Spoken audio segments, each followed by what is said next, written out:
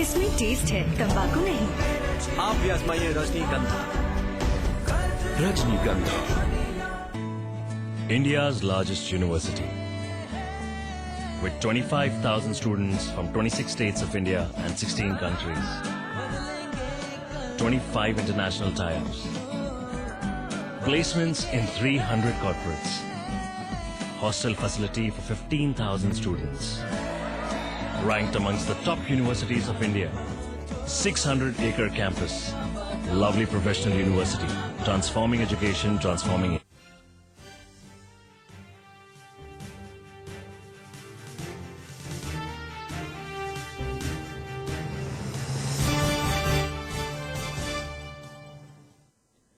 और अब बात उत्तराखंड विधानसभा के शीतकालीन सत्र की करेंगे, जो 5 दिसंबर से शुरू हो रहा है। पहले दिन दिवंगत प्रधानमंत्री इंद्र कुमार गुजराल जी को श्रद्धांजलि देकर विधानसभा स्थगित कर दी जाएगी।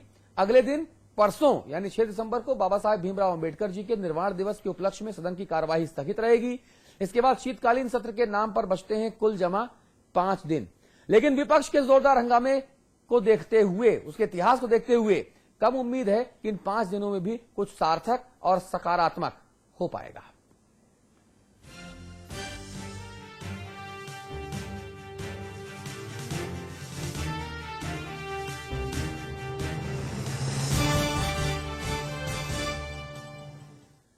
दिल्ली में इस मुद्दे पर बात करने के लिए अमिताभ अग्निहोत्री जी हमारे साथ हैं। देहरादून स्टूडियोज में हमारे साथ भारतीय जनता पार्टी के वरिष्ठतम नेताओं की सूची में एक प्रकाश पंत जी हमारे स्टूडियोज में आ गए हैं। स्वागत है आपका। हमारे साथ हमारे बड़े भाई कांग्रेस के वरिष्ठ नेता प्रवक्ता सुरेंद्र अग्रवाल जी मौजूद हैं। आप तीनों का बहुत स्वागत है। इस मुद्दे पर हम एक एक करके चर्चा करेंगे। जी हाँ, तो 12 वर्षों की उत्तराखंड विधानसभा के 145 घंटे विपक्ष के हंगामे की भेंट चढ़ गए। इस दौरान ना कोई सार्थक बहस हुई और ना ही कोई सकारात्मक काम हो पाया और खामखा जनता की गाढ़ी कमाई के करोड़ों रुपए यहां वहां चले गए। दुष्यंत कुमार की कविता थी, सिर्फ हंगामा खड़ा करना मेरा मकसद नहीं, मेरी कोशिश है कि सूरत बदलनी चाहिए। लेकिन लगता है सियासतदानों ने इसका अर्थ ही उल्टा समझा। तभी तो आधुनिक विपक्ष हर वक्त हंगामे पर उतारू रहता है। चाहे देश की लोकसभा की बात करें या राज्यों की विधानसभाओं की, सत्र के सत्र हंगामे की भेंट चढ़ जाते हैं। लेकिन आम जनता की सूरत है कि बदलने का नाम ही नहीं लेती। हम बात कर रहे हैं उत्तराखंड की, जहां 2001 में विधानसभा गठन के बाद से इन 12 सालों में 145 घंटे ऐसे रहे जिसमें कोई कामकाज नहीं हुआ, सिर्फ हंगामा मचता रहा। विधानसभा का गठन 2001 से और अब तक जो है लगभग जो है 145 घंटे का व्यवधान रिकॉर्डेड हमारे पास जो है, जो नेग्लिजिबल है क्योंकि 12 वर्ष हो चुके हैं। मसलन साल 2001 1 घंटा, 2002 15 घंटे 21 मिनट, 2003 12 घंटे 43 मिनट, 2004 7 घंटे 39 मिनट, 2005 18 घंटे 24 मिनट, 2006 7 घंटे 44 मिनट, 2007 12 घंटे 4 मिनट, 2008 10 घंटे 26 मिनट, 2009 18 घंटे 29 मिनट, 2010 11 घंटे 27 मिनट, 2011 11 घंटे 1 मिनट, 2012 18 घंटे 22 मिनट।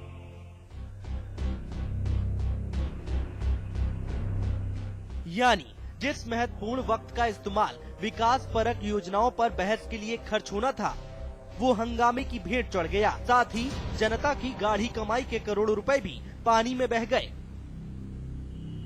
राहुल सिंह शेखावत, देहरादून, समाचार प्लस। अब कल से शीतकालीन सत्र शुरू हो रहा है, तो फिर वही बड़ा सवाल है कि क्या इस बार सदन की कार्यवाही सुचारू रूप से चल पाएगी, क्योंकि 7 दिनों के इस सत्र के 2 दिन तो पहले ही कम हो चुके हैं और 5 दिनों में क्या होगा। क्या विपक्ष और सत्ता पक्ष इसके लिए तैयार हैं कि कुछ सकारात्मक किया जाए?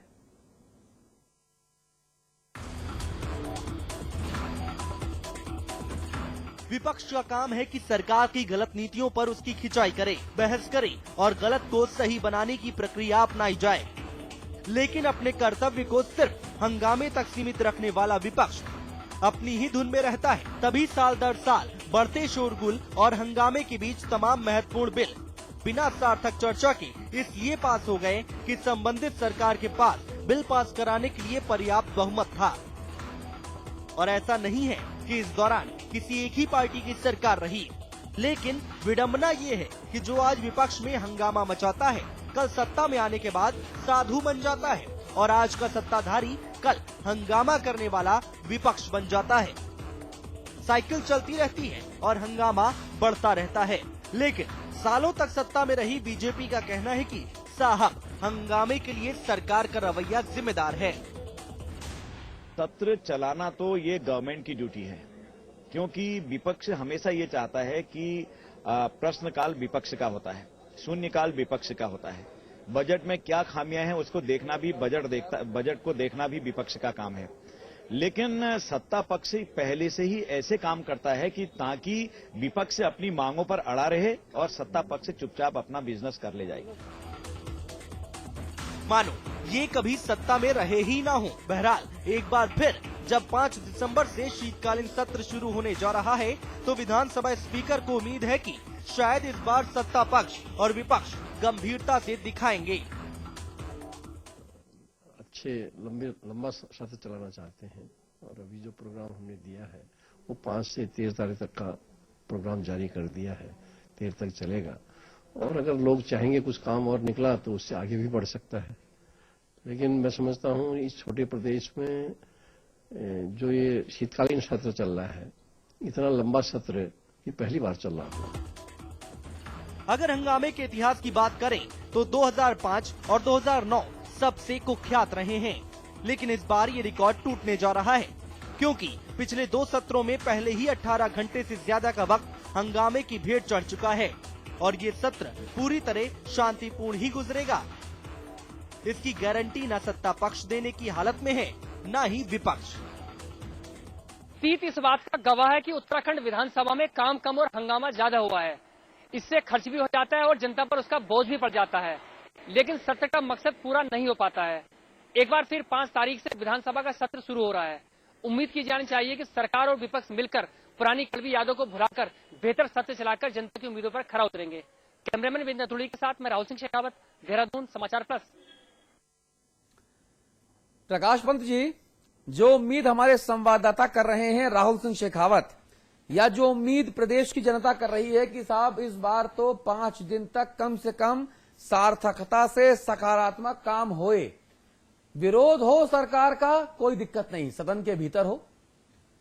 अगर अपनी बात मनवानी है सरकार से कोई बात नहीं, सदन के भीतर मनवाई जाए, लेकिन कार्यवाही ना हो, सदन ना चलने दिया जाए, कहीं ना कहीं ये थोड़ा सा खटकता जरूर है। वो दूसरी बात है कि केंद्र में भारतीय जनता पार्टी ने जिस तरह से संसद में जो रुख अख्तियार किया, और अभी नहीं और पहले से यूपीए 1 यूपीए 2 में जो किया, उसके बाद अलग अलग मुद्दों पर सरकार झुकी और 184 और 168 पर अब बहस हो रही है और वोटिंग होगी।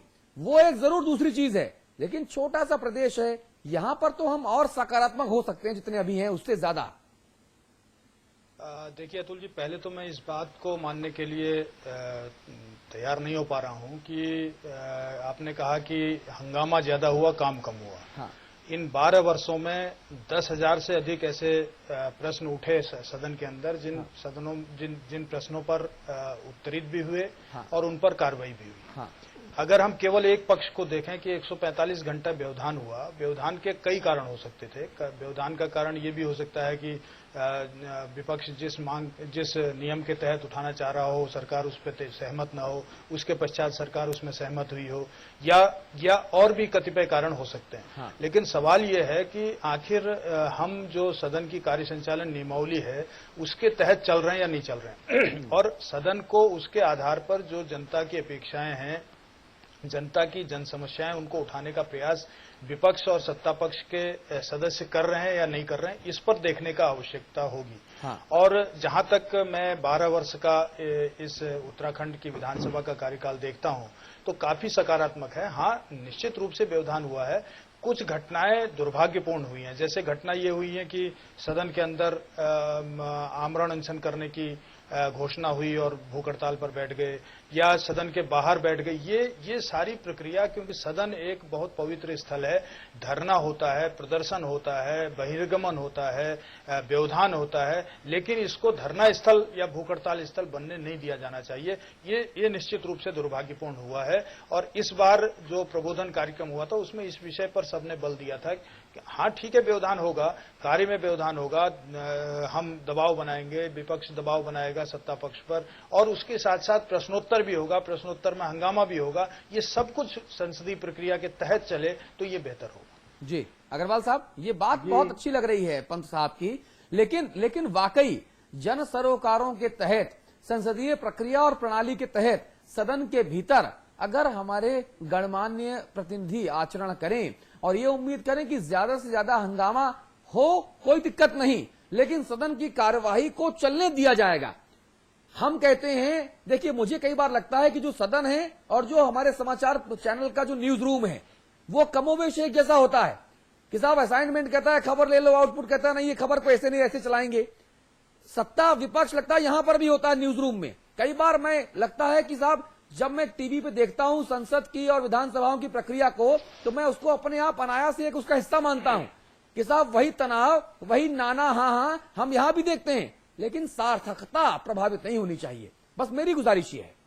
देखिए, हम तो पक्ष और विपक्ष दोनों को बराबर महत्व देने की बात करते हैं, और ये सत्य है, प्रकाश पंत जी तो स्वयं सदन के अंदर प्रकाश बिखेरते रहे हैं, विधानसभा के अध्यक्ष रहे हैं, सर्वोच्चतम विधायक के रूप में भी चिन्हित हुए हैं। हाँ। और आपने तो बहुत प्रकाश डाला है, पर यह भी सत्य है कि जब आदमी पक्ष में होता है तो उसका आचरण अलग हो जाता है, जब विपक्ष में होता है उसका आचरण अलग होता है। और कार्य मंत्रणा समिति का संचालन मंत्रणा समिति जो होती है, उनके नियम कायदों से बनकर सदन चलाना चाहिए, और जनहित के मुद्दों को निश्चित रूप से उसके उठाने का अधिकार मैं समझता हूं सदन में विपक्ष को जितना है उतना सरकार की भी जिम्मेदारी उतनी है। परंतु आप पक्ष में रहकर जो आचरण करते हैं और फिर विपक्ष में रहकर जो आचरण करते हैं, यदि वो विरोधाभासी है तो ये आपके कथनी को, आपके कथन के प्रतिकूल है, विरोधाभासी है। और हम तो ये आशा करते हैं कि भाजपा विपक्ष की सबसे बड़ी पार्टी होने के नाते अपने आचरण में, सदन को चलाने में, जनहित के मुद्दों पर चर्चा में हिस्सा लेने में सकारात्मक सहयोग सरकार को देगी, और जो जन समस्याएं हैं, जनहित के मुद्दे हैं, उन पर निश्चित रूप से ध्यान सदन के अंदर खींचा जाना चाहिए जनता का। और इसमें हम चाहेंगे कि भाजपा सहयोग करे सदन चलाने में। हम अपने सहयोगियों से, भाजपा को महत्वपूर्ण, हम अपने सहयोगियों से, हम अपने दिल्ली वाले सहयोगियों से गुजारिश करेंगे जो पीसीआर में मौजूद हमारे सहयोगी हैं, कि जरा हमारे उत्तराखंड स्टेट हेड और रेजिडेंट एडिटर अविकल थपलियाल जी को फोन लगाया जाए। मुझे लगता है कि अब हमको यहाँ पर अविकल थपलियाल साहब की जरूरत है। जैसे कौन बनेगा करोड़पति में होता है ना साहब, एक आप हेल्प ले सकते हैं, आप एक्सपर्ट सलाह ले सकते हैं, एक्सपर्ट। जी, तो मुझे लगता है कि अब अविकल भाई की यहाँ जरूरत ज्यादा लग रही है। अमिताभ जी, देखिए, मैं दोनों तरफ से, प्रकाश पंत जी और सुरेंद्र अग्रवाल जी, दोनों तरफ से बड़ा अच्छी सद्भावना की बातें हो रही है। ये वैसी ही बातें हैं कि भाई शांत, अहिंसा परम धर्म है। हाँ। और प्राणियों में सद्भाव हो, धर्म की जय हो, जो कथा के बाद पंडित जी कहलाते हैं। मैं दो मूल बातों की ओर इशारा करूंगा। वो सवाल उत्तराखंड का ही केवल नहीं, हिंदुस्तान भर में जहां भी विधायिका है उस पर लागू होता है। एक प्रसंग बताऊंगा सुरेंद्र जी। पहली बार जब भारत आजाद होने के बाद अपनी लोकसभा में बैठा, तो उस वक्त मावलंकर साहब ने पंडित नेहरू को एक सुझाव दिया। उन्होंने कहा कि बेहतर हो कि अध्यक्ष, वो पहले अध्यक्ष बने फिर बाद में लोकसभा के, उन्होंने कहा कि बेहतर हो और अच्छा हो अगर प्रधानमंत्री बहुमत की पार्टी का हो और अध्यक्ष विपक्ष का हो, तो लोकतंत्र और अपनी सर्वोत्तम प्रभु विष्णुता में दिखाई देगा, अपनी मैक्सिमम ग्लोरी में नजर आएगा। इतना पंडित जी ने वो बात मानी नहीं, लेकिन मानते तो मैं मानता हूं भारतीय लोकतंत्र का ज्यादा कल्याण होता। मैं 200 उदाहरण गिना दूंगा कि जब उन पदों पर जानबूझ के ऐसे आदमी को बैठाला गया कि जो आपातकाल में कुछ ना कुछ कौतुक कर पाए, जादूगरी कर पाए। उस अभी मैं केवल बहुत शालीन शब्दों का इस्तेमाल कर रहा हूं, इसलिए जादूगरी बोल रहा हूं, है ना। वो और दूसरी बात मैं कहूंगा, मुझे इससे फर्क नहीं कि आज प्रकाश पंत सत्ता में है, ये सुरेंद्र अग्रवाल जी, सत्ता को ये समझना होगा कि 1 सीट 2 सीट 10 सीट ज्यादा जीत के आप पूरे अवाम के अकेले प्रतिनिधि नहीं बन जाते। मैं